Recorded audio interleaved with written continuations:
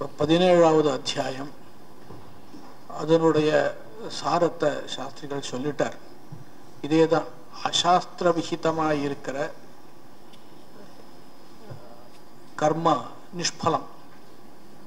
அது அர்ஜுனனுக்கு தெரியாது. ஆனா அசாஸ்திர விஹிதத்தை கூட ஸ்ரத்தா சயுக்தமா அதாவது அசாஸ்திர விஹிதமா இருக்கிற காரியம். ஆனா இவன் ஸ்ரத்தையோட பண்றான், நல்ல காரியமா இருக்கு. அதுல ஏதாவது பலம் உண்டான்னு கேட்டான். அதுக்காக ஸ்ரத்தையை பத்தி இங்க விவேகம் ஏற்படுறது. அசாஸ்திரம் ஆசுரம் கிருத்னம் சாஸ்திரியம் குணத்தः பிருத்தக் லக்ஷணம் சாஸ்திர சித்தஸ்ய த்ரிதா சப்ததசோதிதம் அப்படின்னு கீதார்த்த சங்கிரக ஸ்லோகம். அசாஸ்திரம் ஆசுரம் கிருத்னம், ஆசுரமா இருக்கிறது எல்லாமே அசாஸ்திரியம்தான். சாஸ்திரியமா இருக்கும் இல்லையா, சாஸ்திரியமா இருக்கிறத மூணா பிரிக்கலாம். சாத்விகம் ராஜசம் தாமசம்னு பிரிக்கலாம். இந்த அத்தியாயத்துல என்ன சொல்றார் அப்படின்னு கேட்டா, சாஸ்திர சித்தமா இருக்கிற கர்மாக்கள் இருக்க அதுக்கு லட்சணம் என்ன அப்படின்னு இங்க சொல்றார். இது முதல்ல இதே மாதிரிதான். ஏ சாஸ்திர விதி முத்ஸிஜ்ய யஜந்தே ஸ்ரத்தயான்விதா தேஷாம் நிஷ்டாது கா கிருஷ்ண சத்வம் ஆஹோ ரஜஹ தமஹான்னு கேள்வி கேட்டார் அர்ஜுனர். அதுக்கப்புறம் இந்த ஸ்ரத்தைய 3 விதமாக பிரிக்கிறார். இந்த மாதிரி விஷயங்கள் எல்லாமே அவர் நம்ம சாஸ்திரிகள் சொல்லிட்டார். இதுல இந்த சத்துவம்லாம் இங்க இருக்குன்னு நம்ம எப்படி தெரிஞ்சுக்கிறது அப்படின்னா, காரியத்தை வச்சுன்னு தெரிஞ்சுக்கணும். பண்ற காரியத்தை வச்சுட்டு, இப்ப நான் ஒருத்தர் செய்யற காரியத்தை வச்சுட்டு இவருக்கு சத்துவ குணம் இருக்குன்னு தெரிஞ்சுக்கலாம். ஒரு வஸ்து சாப்பிடுறோம், அது பண்ற காரியத்தை வச்சுட்டு சாத்விக ஆகாரத்தை நம்ம சேவிச்சிருக்கோம் தெரிஞ்சுக்கலாம் அப்படின்ற விஷயத்தை சொல்றார்.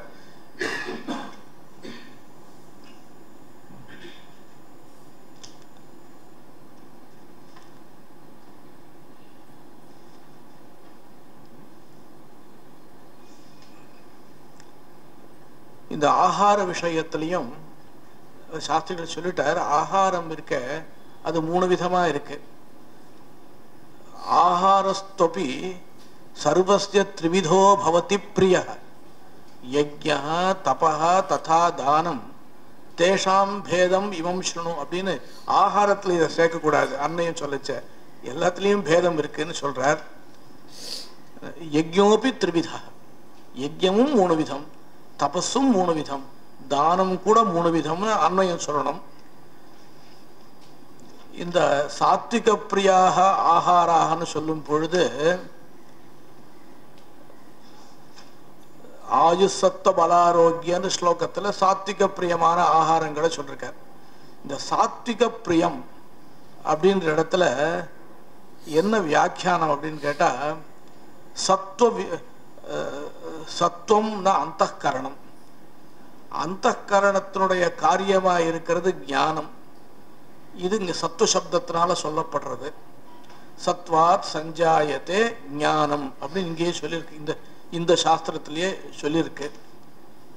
இந்த ஆகாரம் சத்துவமயமா இருந்தால் ஞான விருத்தி வரும் அப்படின்னு தாத்பரியம்.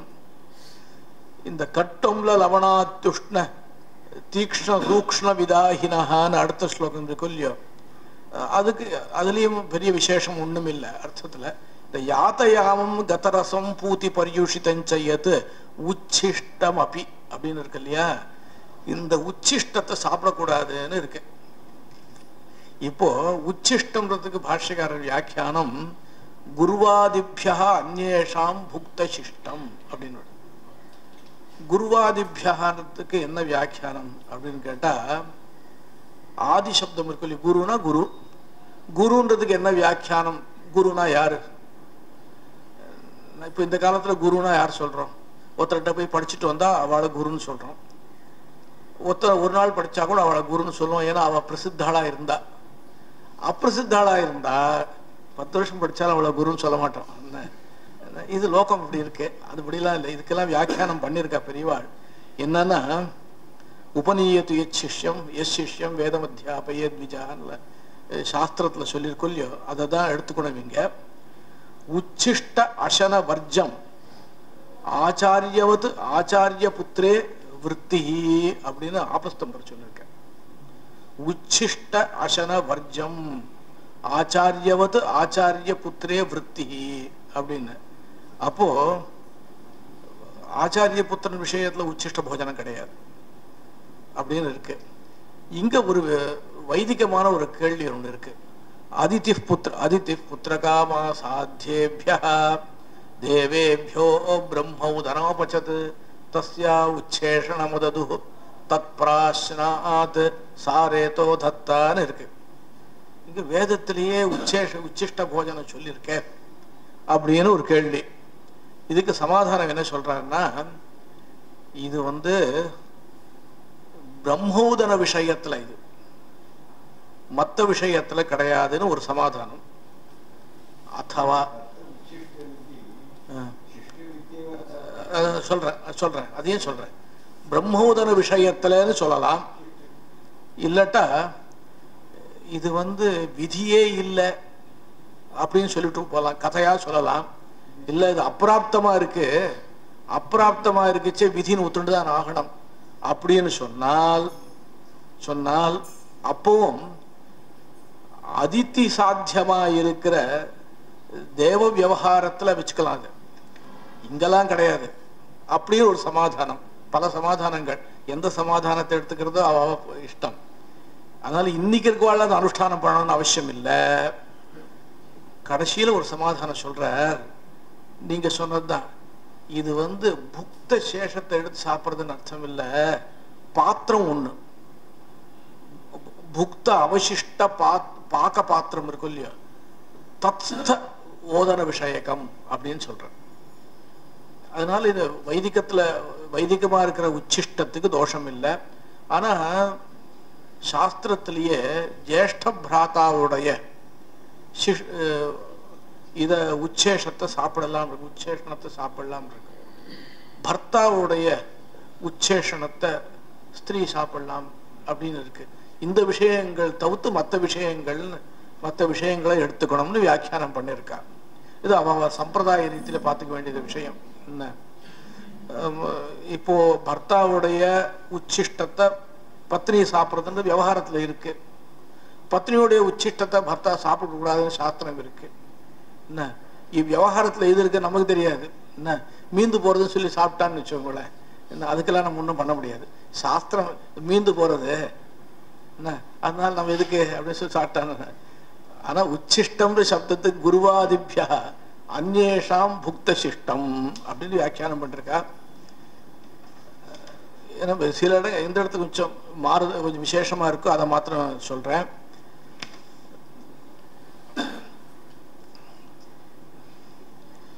இந்த வாங்மயம் தபகான்னு சொல்றோம் இல்லையா, மனப்பிரசாத சௌமியத்துவம் மௌனம் ஆத்ம விதிகிரகன்ற இடத்துல மௌனம் இருக்கு. இந்த மௌனம்ன்றது மௌனம்னு ஒண்ணு, ஆத்ம வினிகிரகான்னு ஒண்ணு, பாவ சம்சுத்தின்னு ஒண்ணு, 3 இருக்கு. இந்த மனப்பிரசாதகான்னு இந்த ஸ்லோகத்துல ஆரம்பிச்சிருக்கார். மனப்பிரசாதம்னா என்ன, மனசுல குரோதாதிகள் இல்லாம வச்சுக்கிறது, காமக்ரோதாதிகள் இல்லாம வச்சுக்கணும். ஏன்னா காமாத் குரோதோபிஜாயத்தேன்னு முன்னாடி பகவான். ஏன்னா முதல்ல காமன்னா ஒரு விஷயத்துல இச்சை, அந்த இச்சை தடுக்கப்பட்டுடுதுன்னு வச்சுக்கணும். இச்சை நடக்கலை, இச்சை பூர்த்தி ஆகலைன்னா இவனால் தான் நடக்கலைன்னு சொல்லிட்டு அவன் மேல குரோதம். காமாத் குரோதோபிஜாயத்தே குரோதாத் பவதி சம்மோகான்னு சொன்னார் இல்லையோ. இந்த குரோதாதிகள் இல்லாமல் இருக்கிறது மனப்பிரசாதம். சௌமியத்துவம் அப்படின்னா மற்றவாளுக்கு நல்லது பண்றதுல ஒரு எண்ணம் இருக்கணும். பரேஷாம் அபியுதய பிராவண்யம்னு வியாக்கியானம் பண்ணியிருக்கா. மௌனம் அப்படின்னா மனசா வாக் பிரவருத்தி நியமனம், மனசுனால வாக் பிரவருத்திய தடுக்கிறது. இப்போ சாஸ்திரிகளை இது பண்ணார் இல்லையா, கேட்டார் இல்லையா, வாக் பிரவருத்தி நியமனம் அப்படின்னா முன்னாடி தானே சொல்லியிருக்கணும் அதை அப்படின்னா, அது வியாக்கியானம் பண்ணிருக்கேன். என்னன்னா வந்து மௌனம்ன்றது மானச வியாபாரம். அது மௌனம்ன்றது மானச வியாபாரம். அப்படின்னா என்ன சொன்னா, மானசிகமா கூட எண்ணம் வரக்கூடாது, மானசிகமா கூட எண்ண ஓட்டம் சொல்றாலும் இல்லையோ அது வரக்கூடாது அப்படின்னார். பாவ சம்சுத்தி அப்படின்னா அதுக்கு முன்னாடி ஆத்ம வினிகிரகான்னு இருக்கு. ஆத்ம வினிகிரகான்னா ஆத்மான சப்தத்துக்கு மனசுன்னு அர்த்தம். மனசனுடைய விருத்தி இருக்கும் இல்லையா, வியாபாரம், அந்த கரணத்தினுடைய வியாபாரம், மனசனுடைய வியாபாரத்தை நிலைநிறுத்தணும். எங்க நிலைநிறுத்துறது அப்படின்னா தியேய விஷயே அவஸ்தாபனம். நம்ம எதை தியானம் பண்றோமோ அது அப்படி அந்த விஷயத்திலே இருக்கணும், மற்ற விஷயத்துக்கு போகக்கூடாது.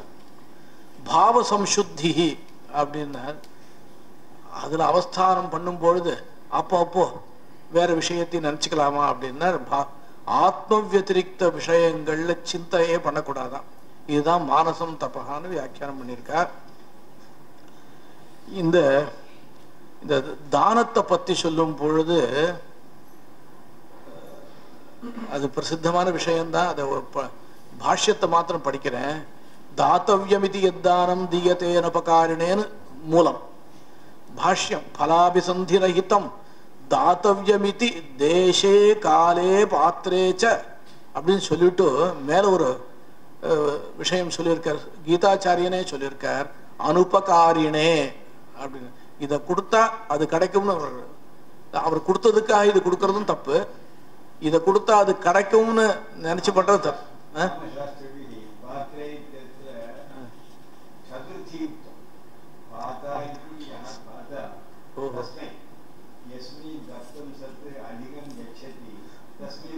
பாத்திரே பாத்தா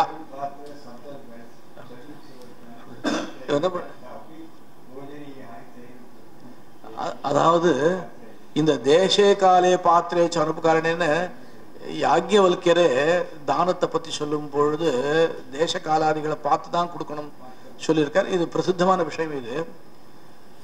இந்த இதுக்கு மேல முக்கியமான விஷயம் அதை சொல்றாங்க. கீதா பாஷ்யத்துல பாஷ்யக்காரர் ஓம் தத் சதித்தி நிர்தேச பிரம்மண திரிவிதா ஸ்மிருதான்னு இருக்கும் இல்லையா, வியாக்கியானம் என்ன பண்ணிருக்காருன்னு கேட்டா கொஞ்சம் மாறுதலா பண்ணிருக்கார். ஓம் தத்து சத்துன்றது எல்லாருடைய சம்பிரதாயத்திலையும் இருக்கு. இப்ப நாங்க கூட சங்கல்பத்துல எந்த கர்மா பண்ணாலும் ஹரிரோம் தத் சத்து அப்படின்னு சொல்லிட்டு ஹரின்னு சொல்லிட்டு ஓம் தத் சத்துன்னு சொல்லுவோம். இப்போ எல்லா கர்மாக்கள்லையும் இந்த ஓம் தத்து சத்துன்றதுக்கு அன்வயம் இருக்கு. அது இல்லாத கர்மா கிடையாது, வைதிக கர்மா கிடையாது.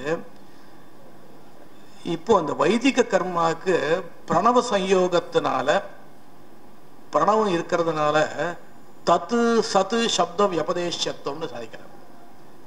வைதிக கர்மாவுக்கு தத்துன்னு பேரா, வைதிக கர்மாவுக்கு சத்துன்னு பேரு. வைதிக கர்மாவுக்கு சத்துன்னு ஏன் பேரு, தத்துன்னு எப்படி பேரு அப்படின்னு கேட்டா, பிரம்மத்துக்கு ஓம் தத்து சத்துன்னு பேரு.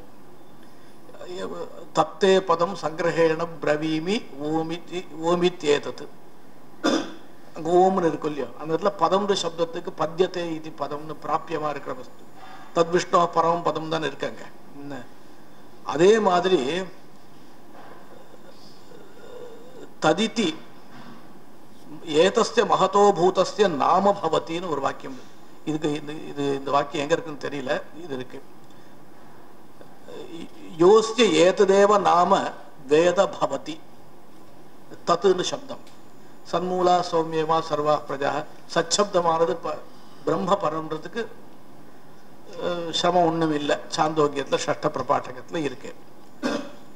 சரி, பிரம்மத்தை தத்து சத்து ஓம் தத்து சத்துன்னு சொல்லலாம். யஜ்ஞாதிகளை எப்படி சொல்ல முடியும் அப்படின்னா, ஓம் தத்து சத்து இது திரிவிதா அயம் நிர்தேசா, நிர்தேசன சப்தம் பிரம்மண ஸ்மிருதா பிரம்மணா அன்வயீ பவதி. இந்த இடத்துல பிரம்மன்ற சப்தத்துக்கு அர்த்தம் பண்ணும் பொழுது பிரம்மன்ற சப்தத்துக்கு அன்வயம்னா வேதஹான்னு அர்த்தம். பிரம்மன்ற சப்தத்துக்கு பிரம்மச்ச வேதஹான்னு வேதான்னு சொன்னார். சரி, இப்ப வேதம்னு சொன்னா எப்படி அன்வயம் வருது அப்படின்னு கேட்டா, பிராமணாக தேன வேதாச்ச யஜ்ஞாச்ச விஹிதாக புரா. அந்த பிரம்மத்தினாலதானே இந்த வேதங்கள் பிராமணர்கள் எல்லாரும் வந்தாங்க அப்படின்னு சொல்லியிருக்காரு. இப்போ எப்படி அன்வயம் சொல்றதுன்னா ரொம்ப கொஞ்ச நேரம் ஆயிடும் இது. அதனால சங்கிரகமா சொல்றேன். ஒண்ணுத்துக்கு மாத்திரம் அன்வயம் சொல்லிவிடுறேன். ஓம்ன்றதுக்கு எப்படி யஜ்யாதி கர்மாக்கள்லாம் இருக்கும் இல்லையா, ஓம் தத்து சத்து அப்படின்னு சப்தத்தோட சேர்ந்துதான் இருக்கும். இப்போ நான் சொன்னேன், யார் சங்கல்பம் பண்ணாலும் ஓம் தத் சத்துன்னு சொல்லிதான் பண்ணணும். நீங்கள்லாம் உங்க சம்பிரதாயத்தை பின்னாடி ஓம் தத் சத்துன்னு சொல்லுவா இல்லையா, ஒரு கர்மாவை முடிச்சுட்டு அப்புறம் சொல்லுவா.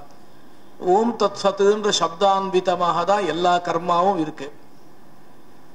இப்போ ஓம்ன்ற சப்தமானது வைதிக கர்மத்துக்கு அங்கமாக பிரயோகம் பண்ணும் பொழுது முதல்ல பிரயோகிக்கப்படுகிறது. அதனால வைதிக கர்மாக்கள் எல்லாமே ஓம் தான். தது அன்வித்தம்னு அர்த்தம். சரி, இப்போ தத்து சத்துன்னு சப்தம் இருக்க, அது அந்த ரெண்டு சப்தமும் எதுக்கு எப்படி யஜ்ஞாதிகள் அன்வயிக்கும் அப்படின்னு கேட்டா, தத்துன பிரம்மம் அது பூஜ்யமா இருக்கிறதுனால, தத் சம்பந்தியாக இருக்கிறதுனால இந்த யஜ்ஞாதிகளும் பூஜ்யம்தான், பூஜ்யம்தான் அர்த்தமா. இது ரொம்ப லகுவாக நான் சொல்லிட்டேன், என்ன விஸ்தாரமா சொன்னா சமயம் இல்லை.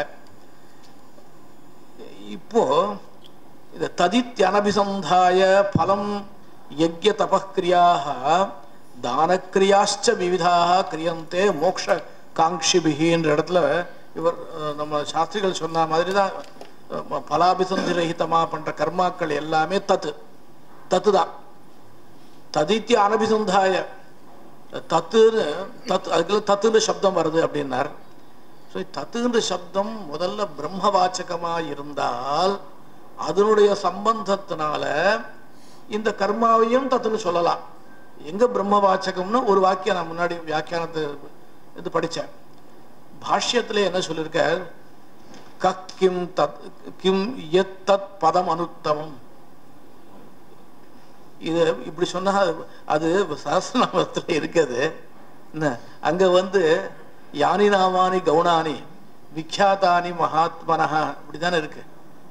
அங்க கவுனானின்றதுக்கு அர்த்தம் என்னன்னு கேட்டா, ஏதோ கவுனம்னு அர்த்தம் அப்படி இல்லை, குணப்பிரயுக்தம்னு அர்த்தமா, அதுவும் கொஞ்சம் அதுவும் சரியில்லை. கவுனானின்னு இருக்கு, இருந்தாலும் ரூடானின்னு அர்த்தமா. அவர் பராசர பட்டர் வியாக்கியானத்துல விஷ்ணு சஹஸ்ரநாம ஸ்தோத்திர வியாக்கியானத்துல கவுனானின்னு இருக்கிறதுனால ஏதோ குணப்பிரயுக்தம் குணப்பிரயுக்தம்னு மட்டும் வச்சுக்க கூடாது. அதாவது இப்ப பாருங்களேன், ஒரு சப்தம் விஷ்ணுன்னு சப்தம் இருக்கு, வியாபனாசிரய வியாபனசீலா விஷ்ணுன்னு குணத்தை கொண்டு சொல்றது இல்லை, குணத்தை கொண்டு சொல்லணும், ரூடியும் இருக்குன்னு சொல்லியிருக்கார் பராசர பட்டருடைய வாக்கியம் இது. இங்க பிரகிருதத்துல நம்ம பார்ப்போம், கிம் எத்தத் பதம் அனுத்தமம்னு தச்சப்தமானது பகவத் பரமாக இருக்கு.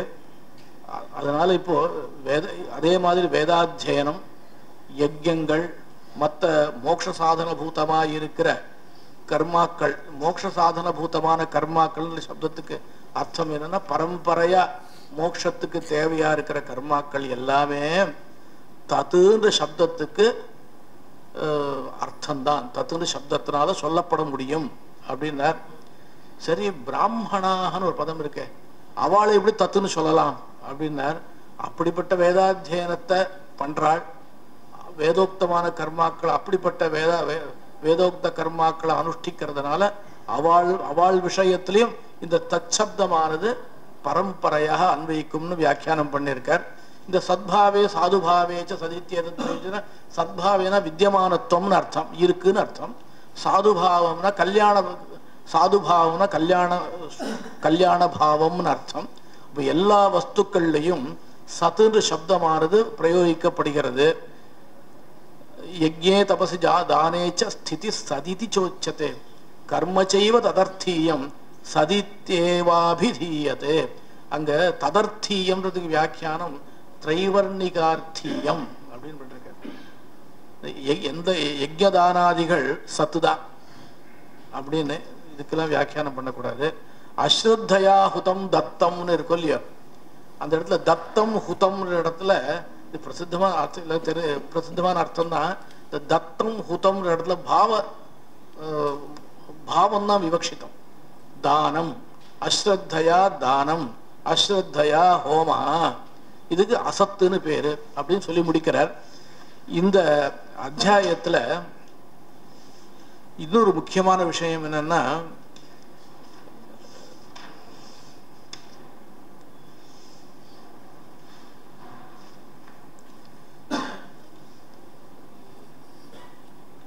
ஹேய உபாதேய வியவஸ்தைகள் எல்லாம் பத்தி முன்னாடி சொன்னார். இது ஹேயம், இது உபாதேயம் அப்படின்னு. இது எப்படி தெரிஞ்சுக்கிறது? சாஸ்திரத்தினால்தான் தெரிஞ்சுக்க முடியறதுன்னு முன்னாடி சொன்னார்.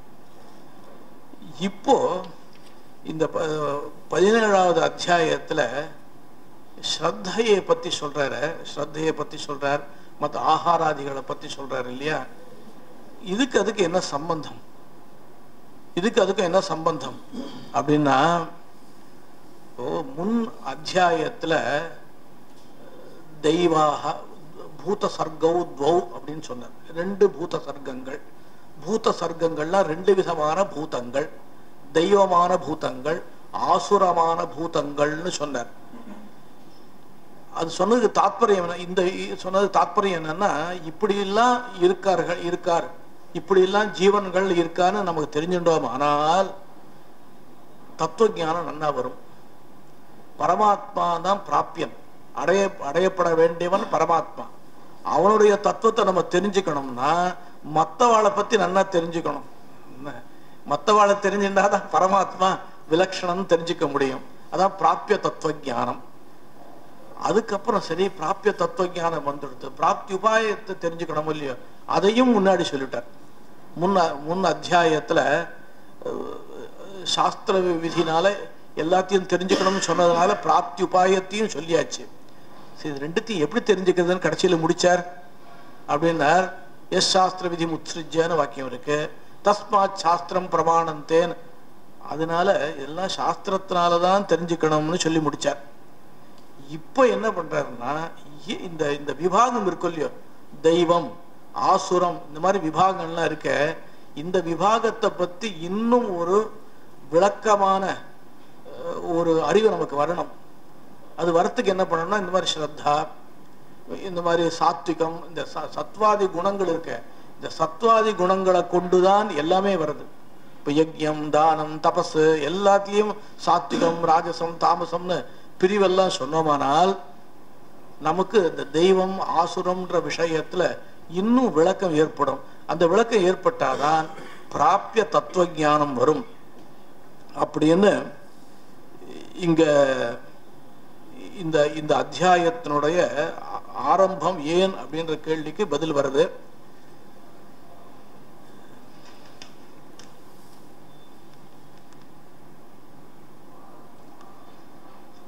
இன்னும் ஒரே ஒரு விஷயத்தை மட்டும் சொல்லி முடிச்சு விடுறேன்.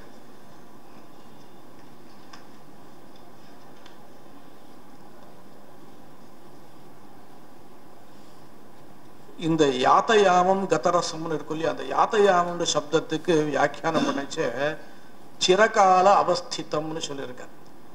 அதாவது ஒரு யாமம்னு கணக்கு கிடையாது, ரொம்ப காலமா இருந்தா தப்பு அப்படின்னார். கதரசம்னு ஒரு பதம் இருக்கு அடுத்தது. இது கதரசம். யாத்தயாமம்னு சொன்னாலே போருமே. கதரசம்னா என்ன அர்த்தம்?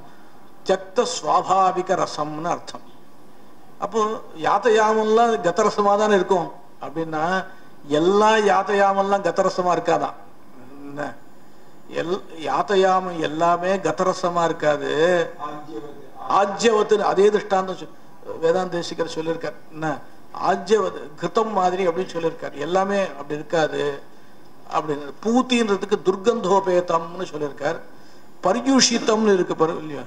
பரியூஷித்தம்ன்றதுக்கும் யாத்தயாமத்துக்கும் என்ன பேதம் அப்படின்னா, யாத்தயாமமா இல்லாத போனா கூட சிலது வேற ரசத்தை கொண்டதாக ஆயிடுமா.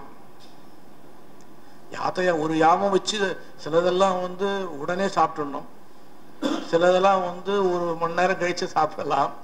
யாத்தையாமமா இல்லைன்றதுனால சில பேர்லாம் ரொட்டிலாம் உடனே சாப்பிட்டுடுவா, அதில் எடுத்து அப்படியே சாப்பிட்டுருவா. நடுவில் தேவத்தைன்னு ஒன்று கிடையாது, அதுலேருந்து எடுத்து அப்படியே எடுத்து சாப்பிட்ருவாங்க இல்லையா சில பேர். என்ன நடுவில் தேவத்தைன்னு ஒன்று கிடையாது அவனுக்கு. என்ன யஜ்ய சிஷ்டாசினா அப்படி இல்லை அவன். என்ன அது தேர்தத்தான் அப்பிரதாயிபியா யோ புக்தேஸ்தேன ஏவ சகான்னு சொல்லி அதெல்லாம் இல்லை அப்படி. அதாவது என்ன அதுக்கப்புறம் போனால் அதுக்கு ரசம் போயிடும்ன்ற பரிஜூஷிதம் அப்படின்னு. இந்த அமேத்தியம்ன்ற சப்தத்துக்கு யஜ்ஞானம், அமேத்தியம்ன்ற சப்தம் வருது, மேதான சப்தமானது யஜ்யத்தை சொல்றது. அமேத்தியம்னா யஜ்ய அனர்ஹம்னு இருக்கு. அதுக்கு வியாக்கியானம் பண்ணும் பொழுது அயஜ்ய சிஷ்டம்னு வியாக்கியானம் பண்றாரு பாஷ்யக்காரர். யஜ்யத்துல உபயோகப்படுத்தாதது எல்லாமே யஜ்யம் தானே. இப்ப நம்ம பண்ற பூஜையெல்லாம் யஜ்யம் தான் அப்படின்னு வச்சுட்டா யஜ்யத்துல உபயோகப்படுத்தாததை சாப்பிடக்கூடாது அப்படின்னு வியாக்கியானம் பண்ணியிருக்கார்.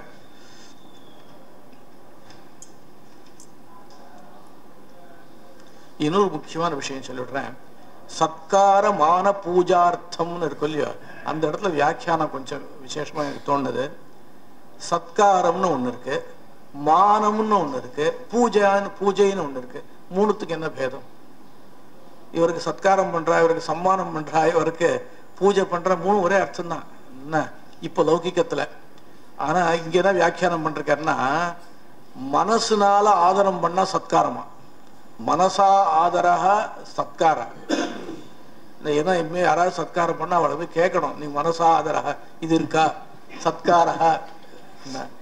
மானஹ அப்படின்னா வாச்சா பிரசம்சா. அதுக்கு அடுத்தது பூஜா, சாரீரமா நமஸ்காராதிகள். இது மூணு இப்படி ஒரு பேதத்தை சொல்லியிருக்கார்.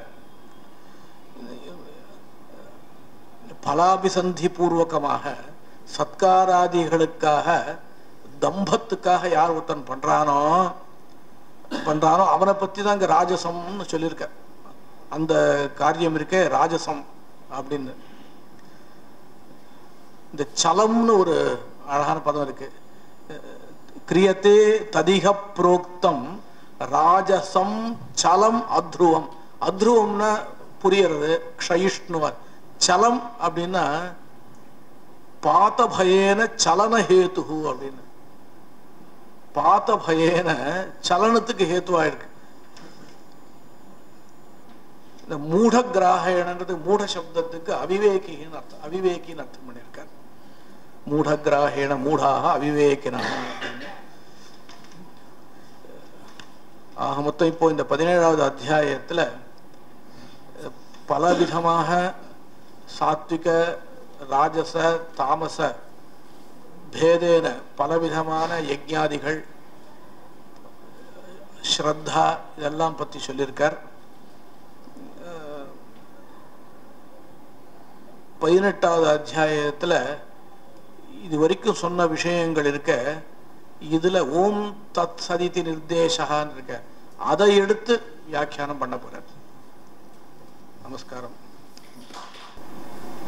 सप्तदशः अध्यायः। चतुर्दशाध्याये नान्यं गुणेभ्यः कर्तारम् इति श्लोकेन भगवता सर्वमपि कार्यं सत्वादिगुण परिणामभूतमेव इति प्रदर्शितमस्ति। नान्यं गुणेभ्यः कर्तारम् इति श्लोकेन।